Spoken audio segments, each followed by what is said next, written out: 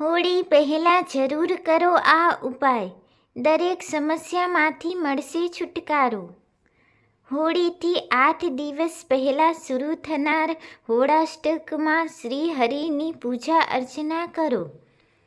તમે તેના મંત્રનો જાપ કરો, સાથે ભજન કરો.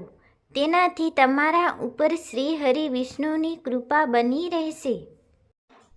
જો તમને મહેનત કરવા છતાં ફળ નથી મળતી, તમારે હંમેશા આર્થિક તંગીનો સામનો કરવો પડે છે કે પછી તમે દેવામાં ડૂબેલા રહો છો, તો તેવામાં તમારે હોળાષ્ટક પર મહાલક્ષ્મીની પૂજા કરવી જોઈએ. ઋણ મોચન મંગલ સ્તોત્રના પાઠ કરવા જોઈએ. આમ કરવાથી તમારા ઉપર હંમેશા મહાલક્ષ્મીની કૃપા બનેલી રહેશે. જ્યોતિષ શાસ્ત્રમાં જો તમારા જીવનમાં હંમેશા શત્રુના ખતરાનો સામનો કરવો પડે છે, તો તમારે સૂર્યનારાયણને અર્ઘ્ય આપવું જોઈએ અને આદિત્ય હૃદય સ્તોત્રનો પાઠ કરવો જોઈએ. જો તમે લાંબા સમયથી કોઈ બીમારીથી પીડિત છો, તો તમારે હોળાષ્ટકમાં ભગવાન શિવની પૂજા કરવી જોઈએ અને મહામૃત્યુંજય મંત્રનો જાપ કરવો જોઈએ. હોળાષ્ટકના સમયે 8 ગ્રહ ઉગ્રહ રહે છે. તેને શાંત કરવા માટે અને અશુભ પ્રભાવોથી બચવા માટે નવગ્રહ યંત્રનો પૂજા કરવી જોઈએ. નવગ્રહોના અશુભ પ્રભાવોથી બચવા માટે ભગવાન શિવનો પંચામૃતથી અભિષેક કરો.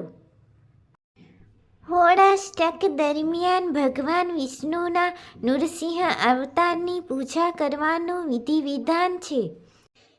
તેમની પૂજા કરવાથી તમારા જીવનમાં આવી રહેલી મોટામાં મોટી સમસ્યાઓથી તમને મુક્તિ મળી જશે.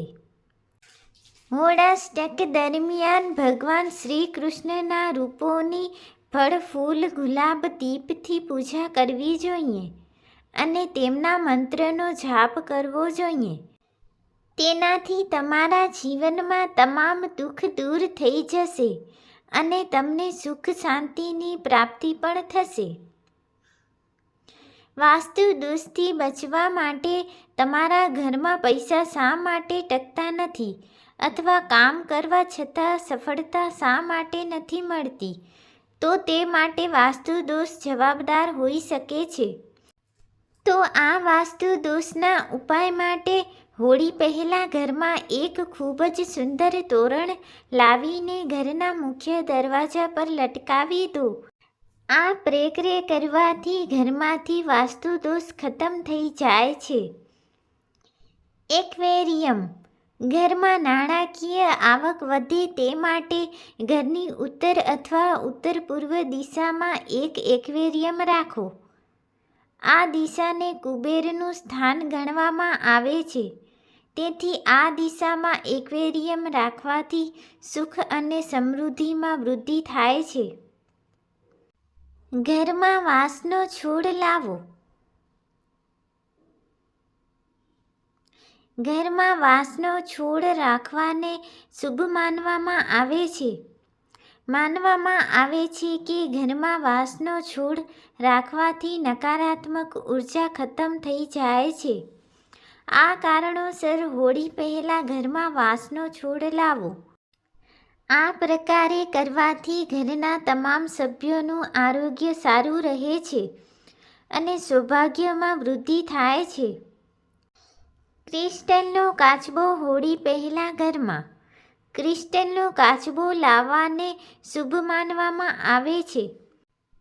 આ પ્રકારે કરવાથી ઘરમાં સકારાત્મક ઉર્જા આવે છે અને આર્થિક પ્રગતિ થાય છે.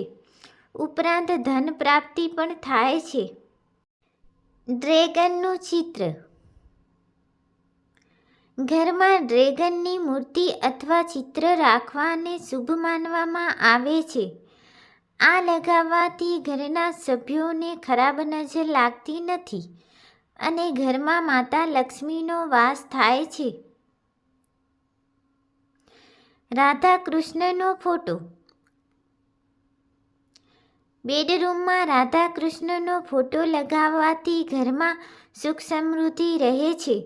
રૂમમાં ફોટો મૂક્યા પછી ગુલાબ અને ફૂલ ચડાવો. આ પ્રકારે કરવાથી પતિ પત્ની વચ્ચે પારંપરિક પ્રેમ જળવાઈ રહે છે. વાસ્તુશાસ્ત્ર અનુસાર ઘરમાં ધનની દેવી મા લક્ષ્મી અને કુબેર દેવતાની પ્રતિમા લાવવી પણ શુભ માનવામાં આવે છે. વાસ્તુના નિયમ અનુસાર જો તમે ઘરમાં કુબેર અને લક્ષ્મીની મૂર્તિની સ્થાપના કરો છો તો તમારી પૈસા સંબંધિત તમામ સમસ્યા દૂર થઈ જાય છે. નોકરી અને ધંધા માટે નહાવા ધોયા પછી સાફ કપડાં પહેરીને હોલિકા દહન કરવું. ત્યારબાદ એક નાળિયેર લો, તેને તમારા અને તમારી ફેમિલી પરથી 7 વાર ઉતારીને હોલિકા દહનની આગમાં આ નાળિયેર નાખી દો. ત્યારબાદ હોલિકાની પરિક્રમા કરવી. ત્યારબાદ ભગવાનને ફળ કે મીઠાઈનો ભોગ લગાવો. તેનાથી નોકરી અને ધંધામાં આવી રહી બધી પરેશાનીઓ દૂર થશે. ગરીબોને દાન કરો. આ દિવસે ગરીબો અને જરૂરિયાતમંદોને દાન કરવું ખૂબ જ શુભ માનવામાં આવે છે. તે તમને સારું સ્વાસ્થ્ય, સંપત્તિ અને શાંતિ આપે છે. તેથી આ દિવસે ગરીબો લોકોને દાન જરૂર કરો. જો તમે આર્થિક સ્થિતિમાં સુધારો કરવા માંગતા હો તો હોલિકા દહનના દિવસે પ્રસાદ તરીકે બદામ અને મીઠાઈઓ ચડાવો. આ ઉપાય કરવાથી મનોકામનાઓ પૂર્ણ થશે. જો પરિશ્રમ અને મહેનત કર્યા પછી પણ તમને કામનું ફળ ન મળતું હોય તો હોલિકા દહનની પૂજા દરમિયાન નાળિયેરની સાથે પાન અને સુપારી ચડાવો. આ તમને વધુ સારા પરિણામો આપશે.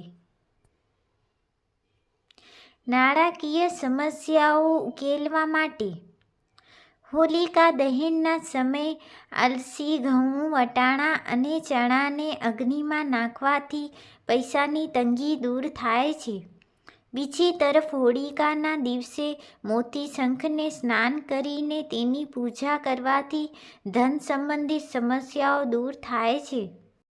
એવું પણ માનવામાં આવે છે કે હોળીના દિવસે ઘરમાં તુલસી અથવા મની પ્લાન્ટનો છોડ લગાવવાથી ભાગ્યમાં પરિવર્તન આવે છે. ધાર્મિક માન્યતા છે કે છોડ ઘરમાં સૌભાગ્ય લાવે છે તેમજ તેની ઘરમાં લગાવવાથી ગ્રહ દોષનો પણ અંત આવે છે.